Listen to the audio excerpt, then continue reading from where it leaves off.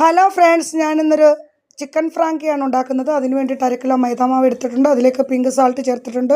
പിന്നീട് ആവശ്യത്തിന് വെള്ളം ഉപയോഗിച്ച് നല്ലതുപോലെ ചപ്പാത്തി പരുവത്തിൽ കുഴച്ചെടുക്കുക. അതിലേക്ക് കുറച്ച് എണ്ണ കൂടി ഒഴിച്ച് നല്ല മയപ്പെടുത്തി സൈഡിലേക്ക് വയ്ക്കുക. അതിനുശേഷം ഒരു 1/4 കിലോ ബോൺലെസ് ചിക്കൻ ഞാൻ എടുത്തിട്ടുണ്ട്. അതിലേക്ക് കുറച്ച് മഞ്ഞൾപ്പൊടി, 1 ടീസ്പൂൺ മുളക് പൊടി, 1 ടീസ്പൂൺ കുരുമുളക് പൊടി, 1 ടീസ്പൂൺ ഗരം മസാലപ്പൊടി ചേർത്ത് കുറച്ച് തൈര് കൂടി ചേർത്തിട്ട് കുറച്ച് ഉപ്പ് കൂടി ചേർത്ത് നല്ലതുപോലെ കുഴച്ച് മിക്സാക്കിയതിന് ശേഷം കുക്കറിൽ വെച്ച് വേവിക്കുക.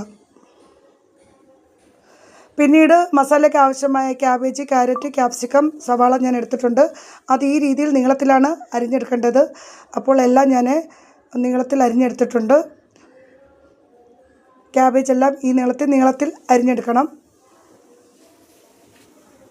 അതിനുശേഷം കുറച്ച് വെളുത്തുള്ളി, ഒരു കഷ്ണം ഇഞ്ചി എല്ലാം കൂടി ചതച്ചെടുത്ത് സൈഡിലേക്ക് വെക്കുക. പിന്നീട് നമ്മൾ വേവിക്കാൻ വെച്ചിരുന്ന ചിക്കൻ വെന്ത് റെഡി ആയിട്ടുണ്ട്. അതിനുശേഷം ഞാൻ കുറച്ച് ഉരുളക്കിഴങ്ങ് പുഴുങ്ങാൻ വെച്ചിട്ടുണ്ടായിരുന്നു. 4 ഉരുളക്കിഴങ്ങ് പുഴുങ്ങി വെച്ചിട്ടുണ്ട്. അതിനുശേഷം വേവിച്ച് വെച്ചിരുന്ന ചിക്കൻ പീസ് എടുത്ത് ഞാൻ ഇങ്ങനെ പിച്ചി കീറി ഈ രൂപത്തിൽ എടുത്തിട്ടുണ്ട്. അതിനുശേഷം ഞാൻ പൊട്ടറ്റോ ഉടച്ച് വെച്ചിട്ടുണ്ട്. പിന്നീട് ഒരു പാനിലേക്ക് വെളിച്ചെണ്ണ ഒഴിച്ച് അതിലേക്ക് സവാള ഇട്ട് വഴറ്റുന്നുണ്ട്. വെളിച്ചെണ്ണയിൽ ഏതെണ്ണ വേണമെങ്കിലും ഉപയോഗിക്കാം നിങ്ങൾക്ക്.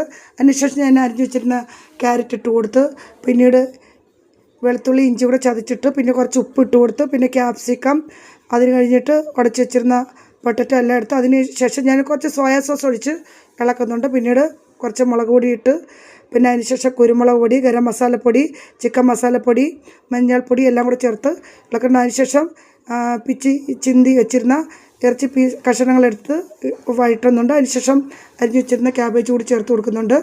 പിന്നീട് കുറച്ച് എണ്ണ കൂടി ചേർത്ത് നല്ലപോലെ മയപ്പെടുത്തി അടച്ച് വെച്ച് വേവിക്കുക. വീണ്ടും നോക്കുക, നല്ലതുപോലെ വെന്ത് വന്നിട്ടുണ്ട്. അപ്പോൾ മസാലയെല്ലാം കൂടെ അതിൽ പിടിച്ച് റെഡി ആയിട്ടുണ്ട്. അതപ്പോൾ ഫ്രാങ്കിക്കുള്ള മസാല റെഡി. അതിനുശേഷം നമ്മൾ കുഴച്ച് വെച്ചിരുന്ന മാവെടുത്ത് നല്ലതുപോലെ പരത്തുക.